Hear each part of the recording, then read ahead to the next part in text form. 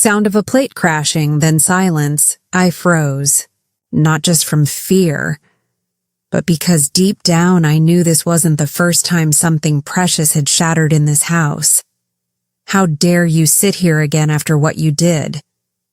Lena's voice sliced through the air like glass. The plate she threw exploded against the tiles, scattering food and fragments around my feet. Lentil soup dripped down my skirt. The smell of cumin and shame filled the room.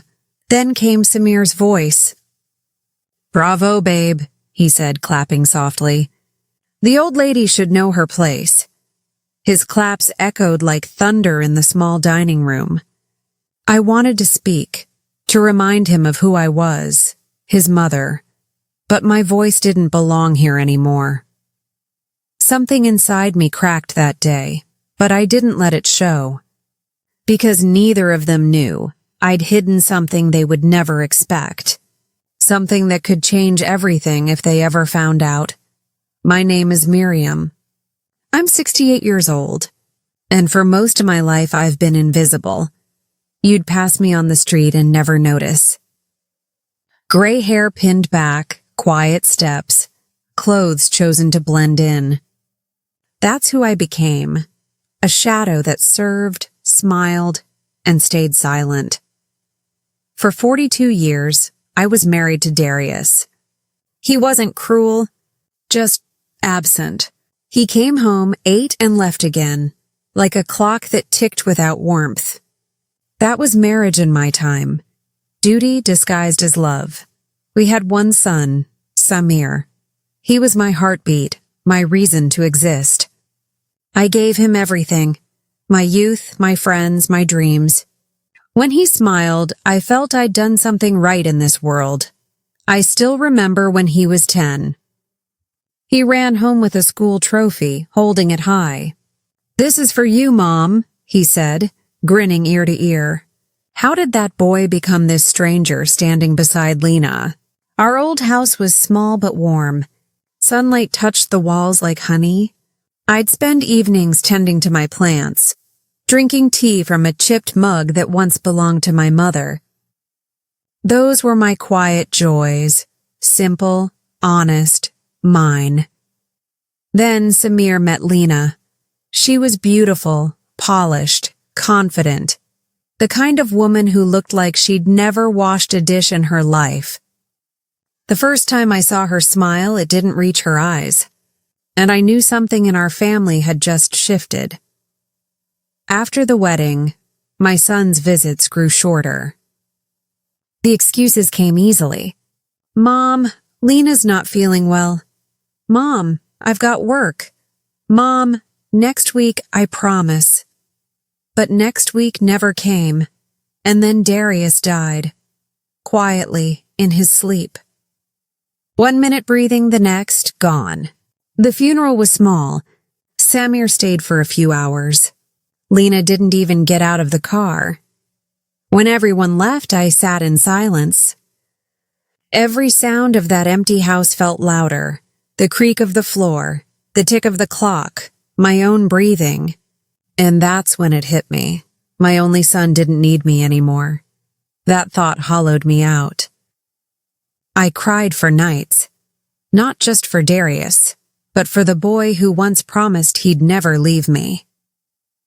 One evening, as rain whispered against the windows, I made a decision.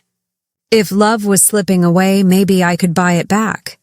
I still had one thing of value, the house. It wasn't much, but it was mine. I picked up the phone. "Samir," I said softly, "what if I sell this house and we buy a bigger one together? You, Lena, and me, under one roof again. We could be a family." There was a long pause. Then his voice softened. "Mom!" "You'd really do that for us?" "Of course," I whispered. "You're my family." Maybe love in my world always came with a receipt. Selling the house felt like burying my own heart. Each drawer I emptied, each wall I touched, it all whispered memories. But I told myself it was worth it. I'd have my son back. I'd belong somewhere again. 2 months later, the sale was done. I held a check for $84,000, my life's worth, folded neatly into an envelope. That same afternoon, Samir arrived, and for the first time, he brought Lena inside. Her perfume entered before she did.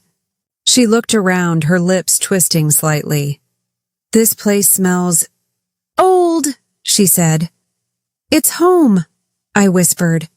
She didn't reply. Samir hugged me, but his eyes stayed on the check in my hands. "Thank you, Mom," he said. "You don't know how much this means," I smiled. I wanted to believe him. If they ever found out what I'd kept hidden, that secret could turn their world upside down. We looked at apartments together. Lena wanted marble floors, glass walls, and a view of the skyline. I would have lived anywhere, as long as it meant hearing my son's voice at dinner again. Finally, she found one. A tall condo, bright and cold. 3 bedrooms, 2 balconies, and a silence that already felt too clean. "It's perfect," Lena said. "If you like it," I said gently. "Then I like it too." That sentence sealed my fate. At the lawyer's office, papers were stacked like bricks. The man's voice was steady as he read the terms. Then he stopped. "Mrs. Rahman?" he asked. "The property will be under Lena's name?" "And my husband's," Lena added quickly. Something in her tone made me glance at her. For a second, I saw something flicker in her eyes. Not joy, but victory. I told myself I imagined it.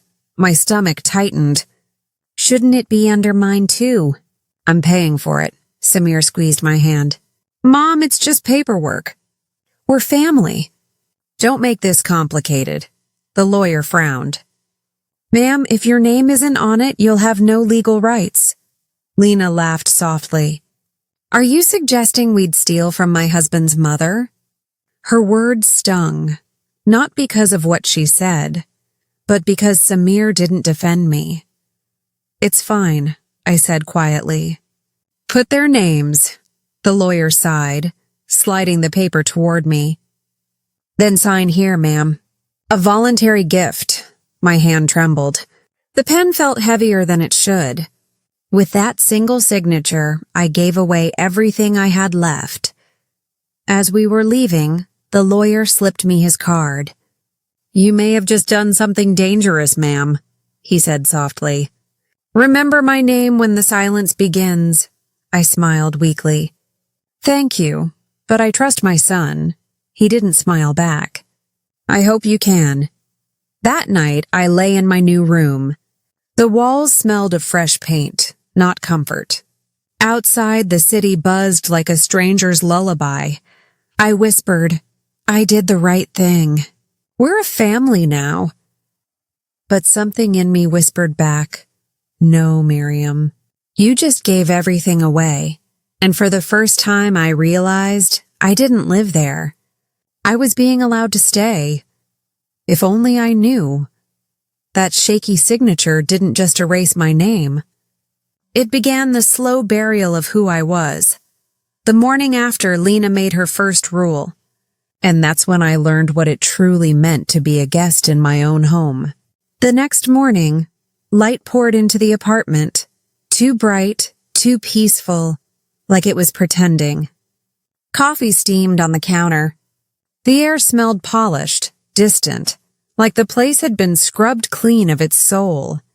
Lena appeared, heels ticking softly across the tile. "Miriam," she began, her voice syrupy. "Since we'll be sharing space, I think we should have some structure." "Structure?" I repeated. "Just small things," she said, smiling. "To keep harmony," her tone was honey. Her eyes were glass. "Rule number 1, don't sit at this dining table until after we've eaten. I'll leave your plate in the kitchen." Silence. I used to picture us here. Samir laughing. Me serving stew. Now it was just a border I couldn't cross. Before I could answer, Samir stepped out of the bedroom, adjusting his tie. "Morning, Mom." Lena turned to him. "We were just setting house rules." He hesitated. His eyes flicked toward me, then away. "Boundaries are good," he said softly. "They keep things calm." He smiled faintly, but his jaw twitched. I caught it, the small crack beneath his calm. And still I smiled. "Of course," I whispered. Something inside me tilted. Not breaking yet, just bending quietly. Days bled together. Lena's rules multiplied like cracks under glass. One morning, I was folding laundry when she appeared in the doorway. "Oh no, Miriam," she said sweetly. "You don't have to do that. I'll handle the delicates." She lingered, her eyes scanning the pile, not like she was grateful, but like she was counting what I'd touched. The next day, I opened the balcony door, just to breathe. The wind poured in, alive, messy, real. Then I heard her behind me. Footsteps. Silence. She closed the door and turned the lock. The latch clicked like a verdict. For a moment, I thought I heard my own heartbeat echo against the glass. As she walked away, I whispered, "You'll open again. Maybe not for her." It was barely a breath, but it felt like defiance. That afternoon, something else felt wrong. On the counter sat one of my old letters, folded, resealed. My name on the front, smudged. My handwriting, but not my fold. Someone had opened it. Someone had read what wasn't theirs. I placed it back exactly as I'd found it, pretending not to notice. But a new kind of silence settled inside me. Not fear, awareness. Samir came home late that night, smelling of rain and fatigue. "Long day, Mom," he said, loosening his tie. I nodded. "You should rest." He paused, his eyes flicking toward Lena as she set the table. "Lena, that's not—" he started, then stopped himself. She looked over her shoulder. "Not what, love?" He shook his head. "Nothing." The moment passed like a shadow slipping under the door. Later that week, while cleaning the kitchen, I noticed something new. A small silver lock glinting on the bottom cabinet near the stove. I crouched down. The metal was clean, too new. A faint scratch around the keyhole, recently turned. That evening, Lena came home with shopping bags. She knelt, pulled a tiny key from her purse, and turned it in the lock. Click. Inside, something metallic clinked. Paper against metal, like a secret trying not to make a sound. She looked up, meeting my gaze. "Household bills?" she said lightly, but her fingers lingered on the key, just a second too long. "Of course," I said, but there were no bills in my name anymore. That night, I sat by the window, the city glowing far below. "They don't know what I've kept," I whispered. They didn't know about the envelope tied with red thread, hidden in the blue box, the one even Darius never knew existed. If they ever found it, everything would change. But until then, it was mine. My quiet weapon. The days stretched thin. Every sound felt sharp. Footsteps, whispers, the hum of the fridge. And one night, even that hum stopped. The old clock in the hallway stopped ticking too. Just stopped. The silence felt heavier than sleep. I told myself it was nothing. But deep down, I knew. Silence is never harmless. The next morning, I carried a tray of tea down the hall. Through the half-closed bedroom door, I heard voices. Lena's, low, careful. "Just make sure she signs nothing else." A pause. Then Samir's voice, uncertain. "She trusts me, Lena." "I know," she said. That's the point. Their footsteps followed. Too quiet, too practiced. I stood frozen in the hallway, tea trembling in my hands. That evening, Samir came home early. His face looked drawn, his eyes shadowed. "You okay?" I asked softly. "Yeah," he said. "Just tired. Tea?" He nodded. "Please." I poured his cup, 2 sugars, no lemon, and set it before him at the dining table. He didn't stop me when I sat across from him. For a moment, we were mother and son again. He took a sip and smiled faintly. "You still make it the same." "You used to call it magic," I said. "Maybe it still is." Time folded. The warmth, the laughter, the comfort of what once was, all rushing back for a fleeting heartbeat. Then a voice sliced through it. "What's this?" Lena stood in the doorway, arms crossed. "Smile thin." "It's just tea," Samir said. Lena smiled faintly. "Exactly. Just tea." Her words dropped like frost. Samir's jaw clenched. "Enough, Lena. She's my mother." For 1 second, he almost sounded like the boy who once promised, "I'll never leave you, Mom." Then she touched his arm, soft and sweet. "I know, love," she murmured. "But peace matters, doesn't it?" He hesitated. His eyes met mine, guilt flickering like a candle fighting for air, then looked away. "Mom, just listen to her, okay? It keeps things calm." "Of course," I whispered. When they left, I sat staring at the 2 cups of tea. One still steaming, one gone cold, both untouched. That night I lay awake. The lawyer's words echoed. "Remember my name when the silence begins." The silence had begun, and it was spreading through every wall, every thought, every breath. But silence has a way of cracking. And when it does, secrets crawl out. And when silence turns into whispers, that's when people make their first real mistake. The second rule wasn't written anywhere. It lived in her eyes. And when I finally opened that locked drawer, I realized they weren't just trying to control me. They were trying to erase me. The next morning arrived heavy, like the apartment had stopped breathing. Even the light felt cautious, sliding across the floor as if afraid to be noticed. Lena moved quietly through the kitchen, humming that same tune, soft, repetitive, a lullaby that made the silence feel rehearsed.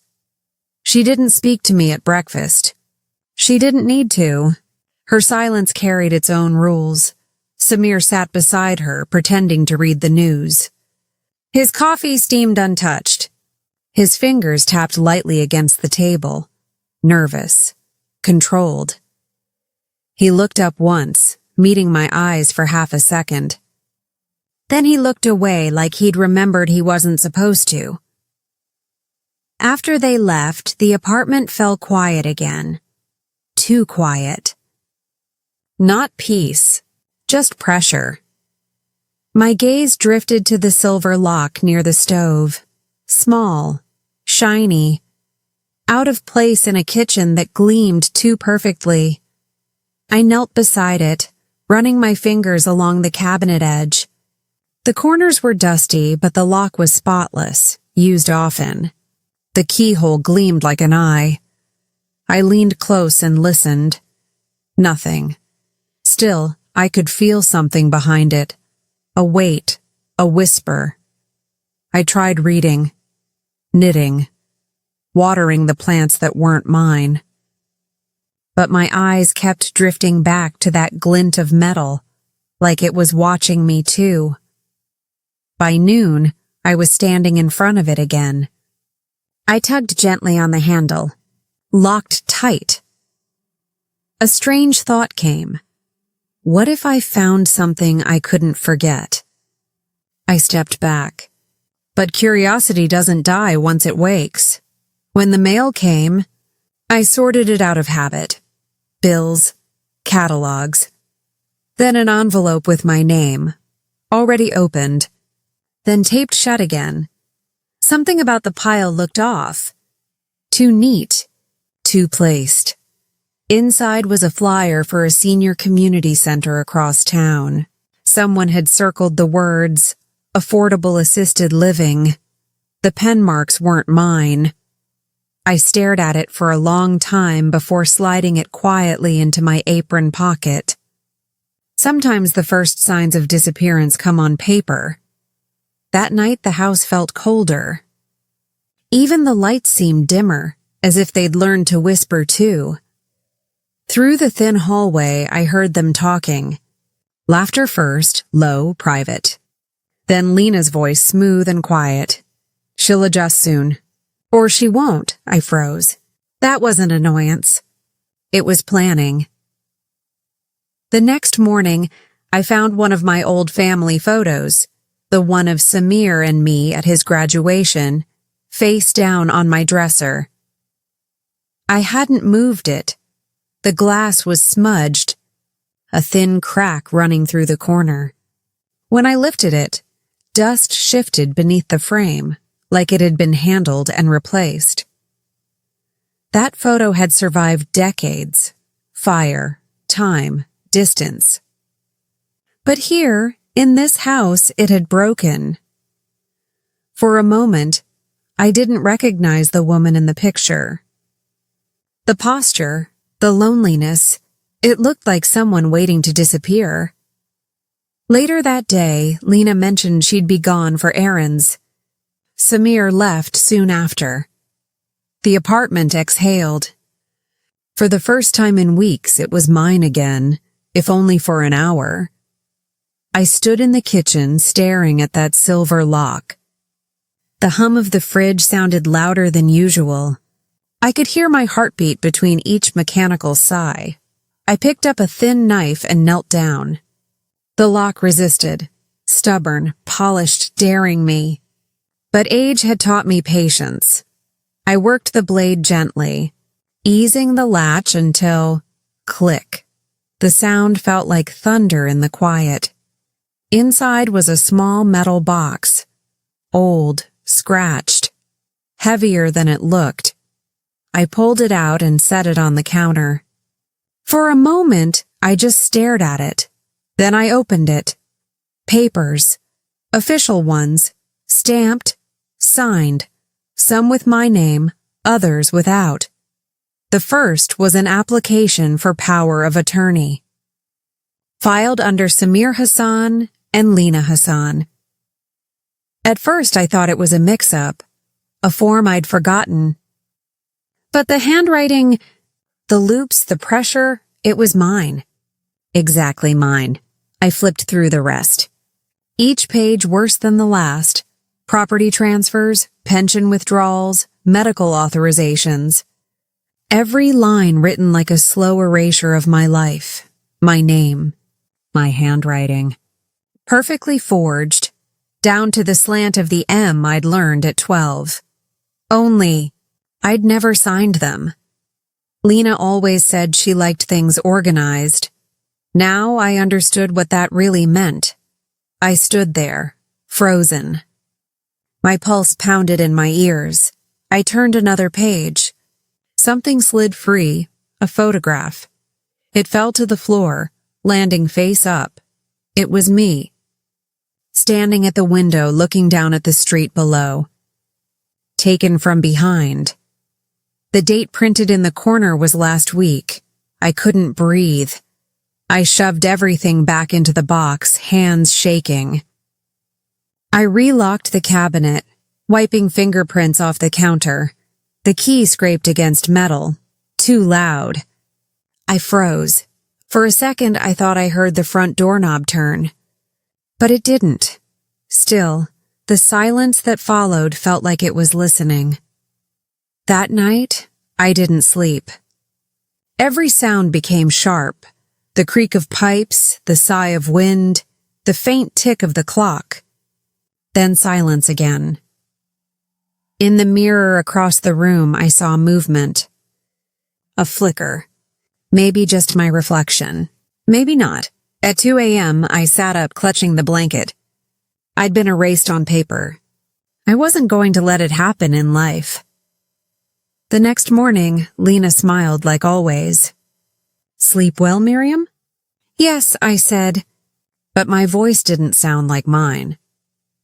Samir kissed her cheek and grabbed his briefcase. He didn't meet my eyes. When the door closed, Lena turned to me. "There's leftover soup," she said. "No need to cook today. You deserve rest." Her words were gentle. Her tone was final. When she left, I opened the blue box under my bed. The envelope tied with red thread, the one that could undo everything if opened, waited there like a heartbeat. I placed the forged papers beside it. Now there were 2 secrets in this house. One they didn't know about, and one they thought I didn't know about. I tied the thread tighter, as if that could hold my life together. That evening, as darkness settled, I whispered to the silent clock on the wall, "Not yet," because some silences aren't fear. They're preparation, and I was done being erased quietly. The 3rd rule came wrapped in kindness, and that's what made it dangerous. But by then, I'd learned something about silence. It doesn't stay quiet forever. I thought the silence was over, but that morning it learned to smile, and I realized it had teeth. The world outside looked peaceful again. The air smelled faintly of toast, and pale light slipped through the curtains like nothing had changed. But I'd learned something about peace. It's just silence pretending to behave. Lena stood in the kitchen, humming softly as she set the table. Her voice blended with the clink of dishes, smooth and deliberate. "Oh, Miriam," she said lightly, not even turning around. "From now on, please don't use the laundry machine after 8 p.m. It's just disruptive." Her smile was warm. Her tone was final. Samir glanced up from his phone. "She's right, Mom. The walls are thin. I wanted to ask, what walls? But I didn't." And just like that, the 3rd rule was born. The 1st rule told me where I could sit. The 2nd, what I could touch. This one was different. It sounded kind. "You've done enough all your life," Lena said sweetly. "You should rest now. Let me handle everything." Her words were soft, her eyes sharp, and something in me finally understood the game. Later that morning, I stood in the laundry room, staring at the washing machine. It sat in the corner like something exiled, silent, obedient, forgotten. The hum of its motor had once been my rhythm, my small comfort. Now the quiet pressed down like punishment. I placed my hand on the lid, cold, smooth, lifeless. "I'm still here," I whispered, because sometimes the only way to stay alive is to talk to things that can't answer. A few days later, Lena began leaving notes, not sweet ones, rules dressed as reminders. Please rinse cups immediately. No shoes in the hallway. Check fridge before using ingredients. Each one was neat, round perfect, too perfect. And then, one note was different. It was written in my handwriting. Only I hadn't written it. The words were simple. "You forgot again." My fingers trembled. I stared until the letters blurred, then folded it quietly and hid it under the sugar jar. For a second, I wondered if she was watching, even then. That afternoon, Samir found me reading one of her new notes. He smiled, guilty and distant. "She's just organized, Mom." He opened his mouth like he wanted to defend me, then looked at Lena, and the words died there. He rubbed the edge of his wedding ring, like he was reminding himself who he belonged to.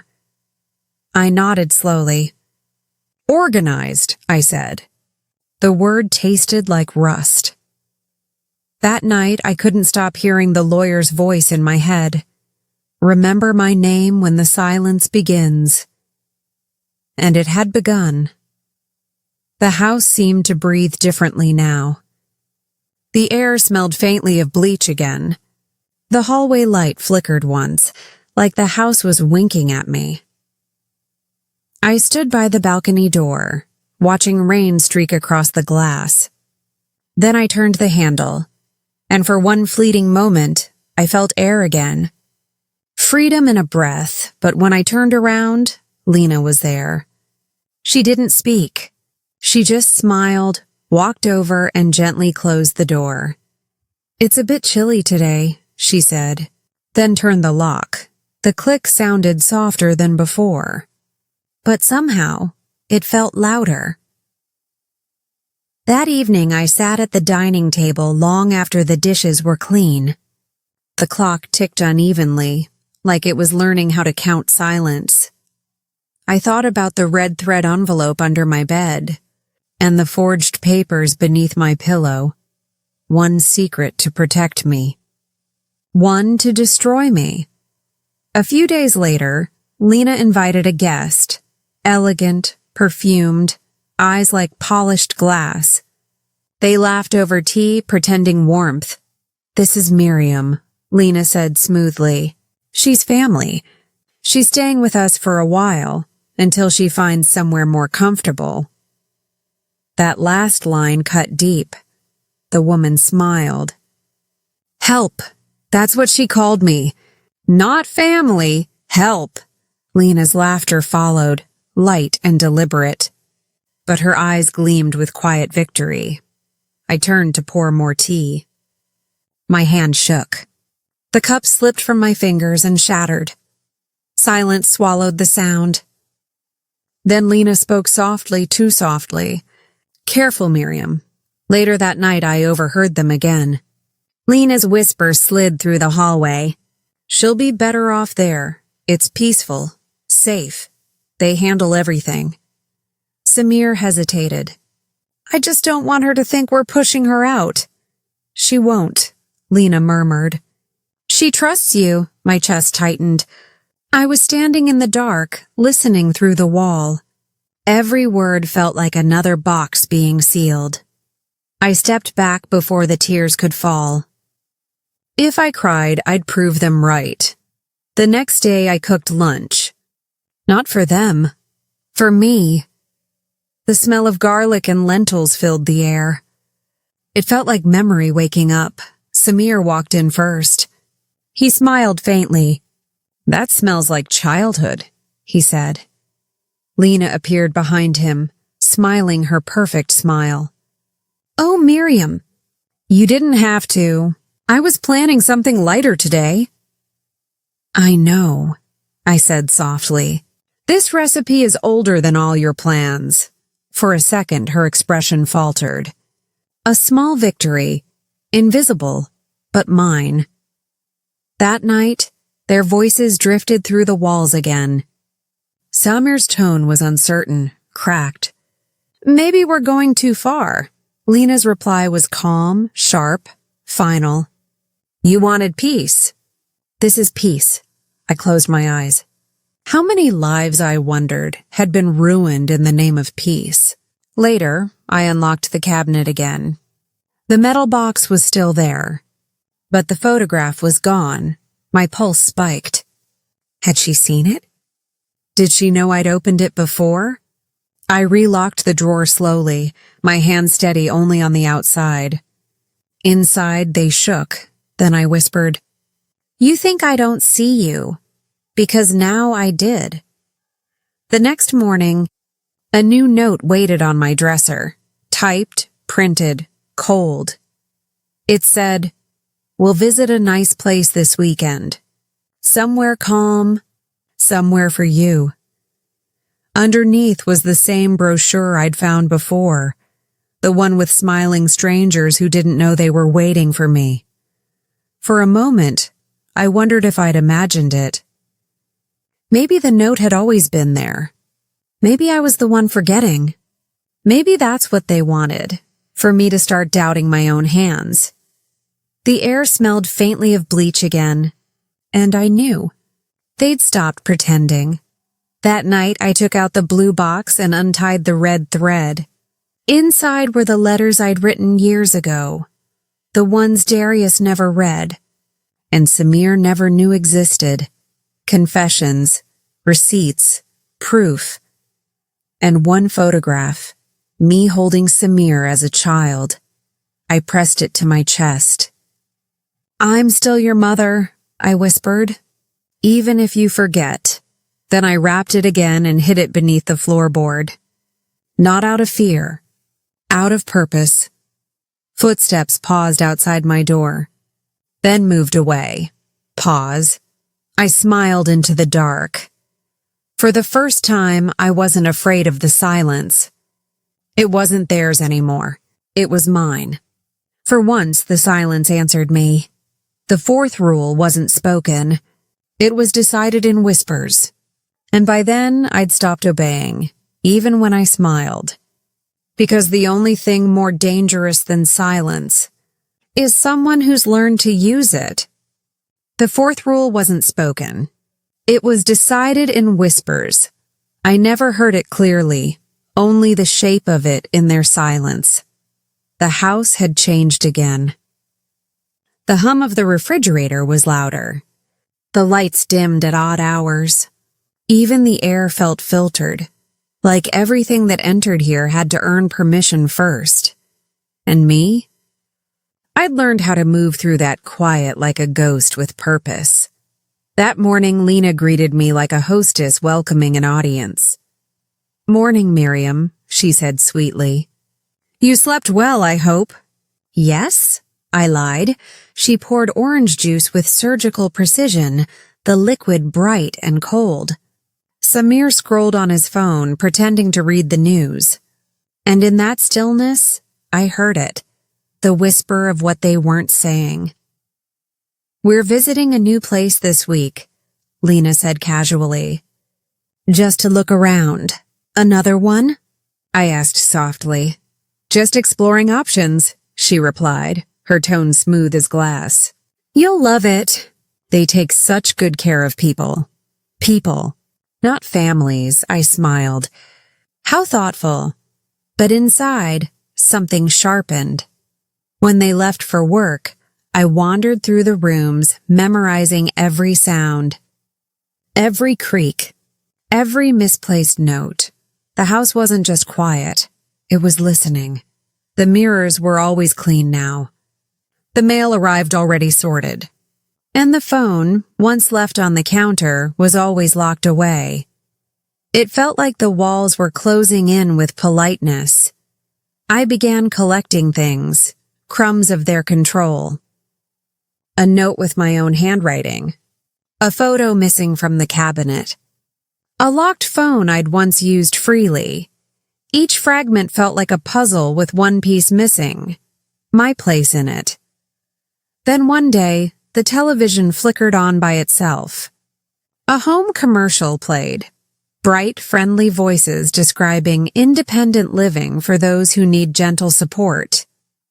Lena's face flashed across the screen in the reflection. She'd walked in quietly, holding a cup of coffee. "Oh," she said, smiling. "You found it." I stared at the screen. "You recorded this?" "Just helping them with a campaign." "Volunteer work." Her tone was too calm. Her reflection smiled wider than her real face. When she left, I turned the TV off and unplugged it from the wall. Even silence has boundaries. I was learning where to draw mine. The next morning, something changed. My breakfast tray wasn't in the kitchen. Lena appeared at my door holding it herself. She placed it gently on my bedside table, smiling with almost angelic care. "From now on," she said softly, "we'll bring your meals here. It'll be more comfortable." There it was, the fourth rule: stay in your room, polite confinement, wrapped in care. I thanked her. Then, When she left, I locked the door from the inside. For the first time, the lock was mine. I sat at the window, sunlight spilling across the floor. Outside, a bird perched on the balcony rail, free, unaware. I watched it for a long time, then whispered, "They're almost done pretending." The bird tilted its head, then flew away. That afternoon, I heard their voices downstairs. They were arguing, quietly but with purpose. "You said she'd be ready?" Lena hissed. "She will," Samir said. "It just takes time. She's slipping." "Samir, every day she looks at me like she knows something. She doesn't know anything." The way he said it, too fast, too firm, told me he didn't believe it. I smiled. Good. Let them wonder what I knew. That night, I moved quietly to the cabinet again. The lock clicked open, familiar, obedient. Inside, the documents were still there. But this time, I didn't look for the forged ones. I looked for proof of theirs. Receipts, transfers, a power of attorney with my shaky signature, the one I never wrote, and beneath it all, the brochure again.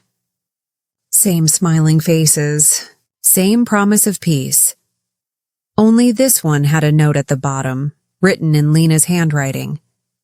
Confirmed for next Friday. My breath caught. They weren't planning to show me the place. They were planning to send me there. The next morning, I played my part. I thanked her for breakfast, asked about her work, even complimented the color of her new dress. She looked at me strangely, suspicion under the surface of her smile. "Thank you, Miriam." "You're glowing today." "Maybe it's the sunlight," I said. "Or maybe it's because I've been sleeping better." That last line made her pause. Sleep was something she'd been controlling, too, with subtle noises, dimmed lights, and misplaced clocks. She didn't reply. Just adjusted the curtain and left. When Samir came home that evening, I was ready. He sat at the edge of the sofa, avoiding my eyes. "Mom," he said, voice low, "this new place, it's really nice. You'd have people your age, privacy, activities." His voice cracked at the end. I waited for him to look at me. "Samir," I said softly, "when you were a boy, you'd run home to show me your drawings. Do you remember?" He nodded barely. "You'd say, 'Look, Mom, I made something just for you.'" He closed his eyes. "Please don't make this harder," I smiled. "Oh, my dear boy, I'm not the one making it hard." That night, I began writing letters again. Short ones. Truths wrapped in calm words. One for my lawyer, one for the bank, and one for Samir, the one he wouldn't read until later. I wrote slowly, carefully, sealing each with the red thread. Each word felt like a match, small, bright, waiting to be struck. The following morning, Lena entered with her usual grace. "Good morning, Miriam. I've arranged for us to visit that lovely center tomorrow." "Tomorrow?" She nodded, smiling too wide. "It's just a tour." I tilted my head. "Should I pack?" Her smile faltered. No, just a tour." But her eyes said otherwise. After she left, I opened the window a little. The air smelled like rain and metal. I tucked the smallest envelope, the one marked with only a single word, into my cardigan pocket.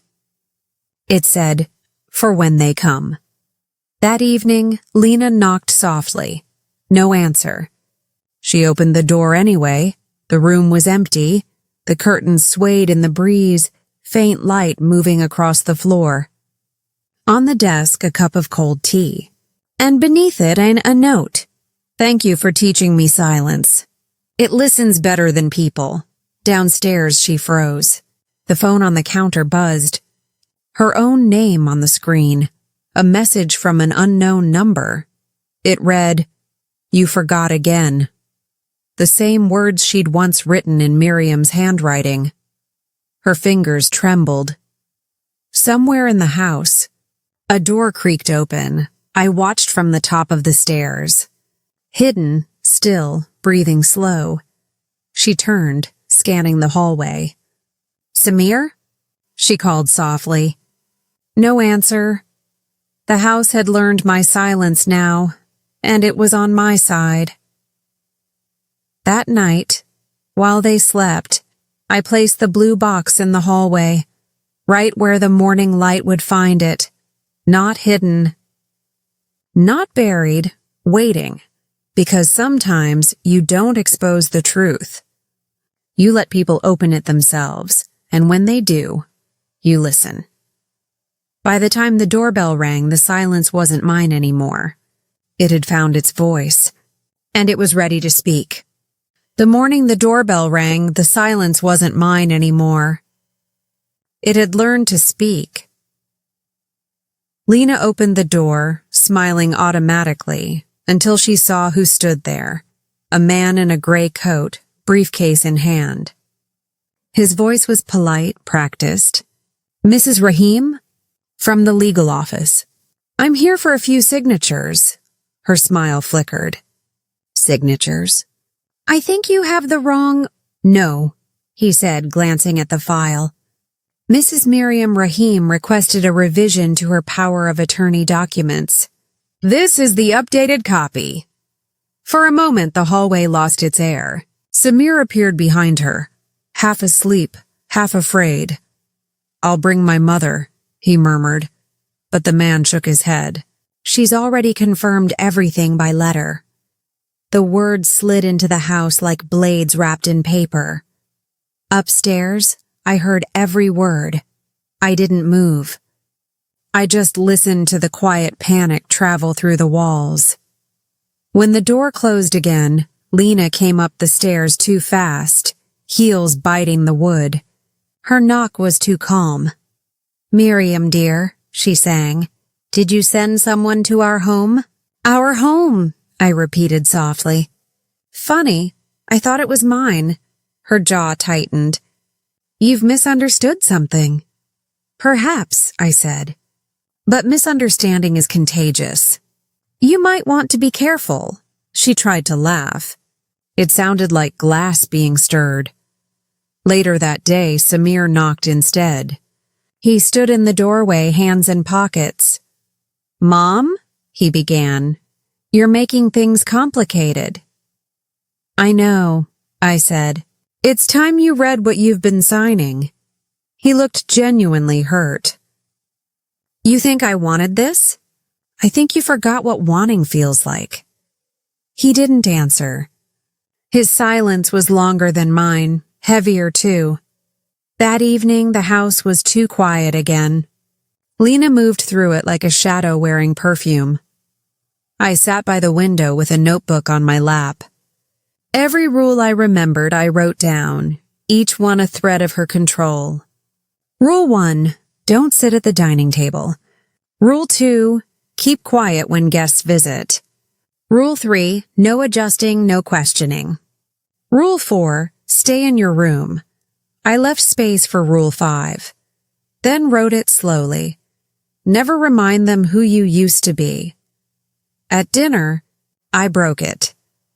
I walked into the dining room without invitation and took my old seat. Lena's fork froze mid-air. Samir stared at his plate. "I made stew," I said. "Your favorite, Samir." The smell filled the room. Garlic, cumin, a memory they'd tried to bury. Lena's voice trembled just once. "We already ate." "Then you won't mind if I eat alone," I said and began. Each bite was slow, deliberate. It wasn't hunger. It was reclamation. When I finished, I stood and smiled. "Thank you for the company," and left the table exactly as it was, plates cold, silence hotter. The next morning, Lena's routine changed. She followed me from room to room, pretending to tidy. Her smile grew thinner each time I didn't look away. When the phone rang, she snatched it first. But sometimes I let it ring twice longer than usual, enough to make her wonder who might be calling. It was never anyone. But she didn't know that.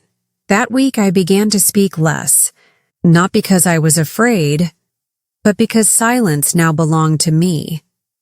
When Lena said, "You forgot to take your vitamins," I only smiled. When she mentioned the facility tour, I nodded without a word. It made her nervous. She started filling the quiet herself, explaining, defending, rambling. Every sentence dug her deeper. Control hates an echo. 2 nights later, I placed an envelope on the kitchen counter, addressed to her, not sealed. Inside was a single photo, the forged document, stamped and dated. She found it after dinner. I heard the paper tremble in her hands. She came upstairs at once. "Miriam, where did you get this?" "From the drawer you locked," I said, her face drained of color. "You can't prove—" "Can I?" The light flickered. Somewhere a clock ticked louder. "You should be careful," I whispered. "Sometimes silence keeps receipts." After she left, I sat in the dark, breathing evenly. For the first time in months, the air didn't feel borrowed. Outside, rain began, soft, deliberate. It sounded almost like applause. The next day, a letter arrived. This time, it was addressed to me. Official stamp. Same legal seal. Lena tried to intercept it, but I met the courier at the door. She hovered behind me, pretending to smile. I opened it slowly. Inside, confirmation that all previous documents signed under duress were nullified. My assets, my house, restored. Her voice cracked. "You can't, you tricked—" "No," I said gently. "You underestimated." Samir appeared behind her, pale and silent. "Mom," he whispered, "what have you done?" "What I should have done sooner," I said. "Remember myself." That night, I heard them arguing behind closed doors. Not whispers this time, full voices. "You said she was confused." "She was. She still— You promised this would be easy." A door slammed. A glass shattered. I smiled in the dark. Not from victory, just relief. The silence had finally found someone else to haunt. In the morning, the house smelled of dust and regret. Lena didn't come out of her room. Samir sat on the edge of the sofa, staring at nothing. I made tea for 2 anyway and placed his cup beside him. He looked up, eyes red.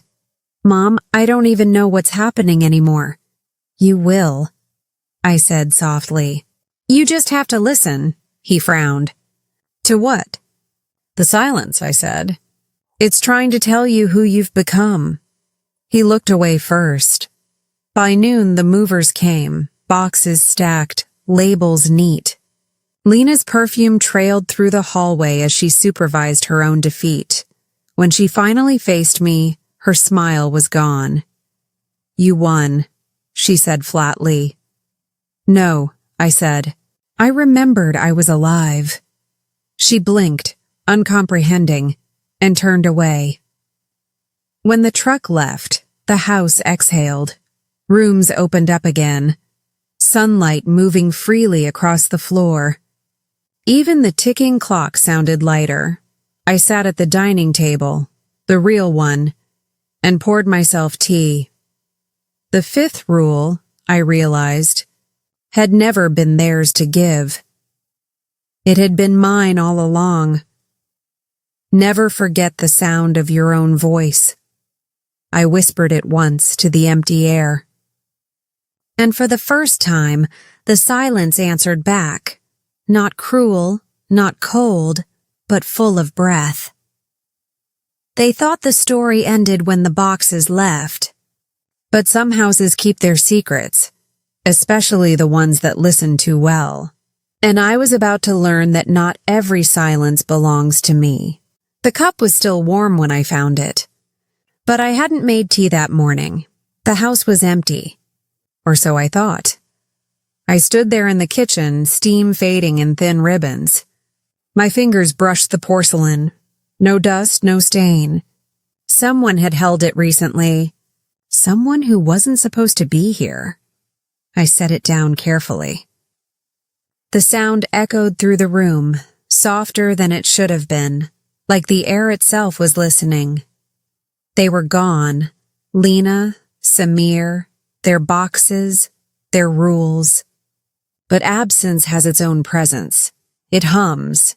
It rearranges the air until you start to wonder if you've truly been left alone. I walked through the hallway. A picture frame hung slightly askew. A chair that had been under the window now faced the door. And in the far corner, the faint smell of citrus lingered, Lena's soap. That night, the house creaked differently. Not the harmless sigh of old wood. This was rhythmic, deliberate. Like footsteps that didn't belong to anyone anymore. When I switched on the light, nothing moved. Still, the chandelier swayed gently, as if remembering someone taller walking beneath it. I whispered, "Enough," but my voice sounded borrowed. Morning brought a bright, intrusive sunlight. It touched everything I'd tried to forget, and under the balcony plant, half hidden in soil, a folded letter.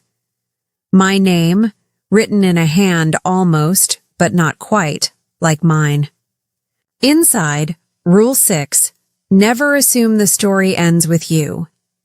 The paper smelled faintly of lemon and antiseptic. Lena's scent. I burned it over the sink, watched the edges curl and blacken. But as the ash lifted, a laugh slipped through the pipes. Quiet, taunting, familiar. I turned off the faucet, though it hadn't been running. That evening, I tried to read, but the pages rustled on their own.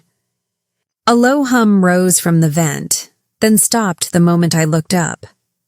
When I finally opened the cabinet, the blue box waited there. I hadn't seen it since the movers. Now it sat open. Inside, a single photograph. Me, sitting at the dining table, eating stew. Taken from the hallway. For a moment I felt exposed, like the walls had eyes. Then worse. I wondered if I'd enjoyed the attention. I pressed the photo to my chest until the trembling stopped. I should have destroyed it. Instead, I placed it back, closed the lid, and whispered, "Your turn." If the house wanted to play, it would have to follow my rules now. Days blurred.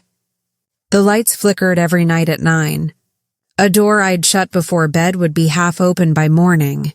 And once, a faint melody drifted through the vents, a tune Lena used to hum while setting her traps in kindness.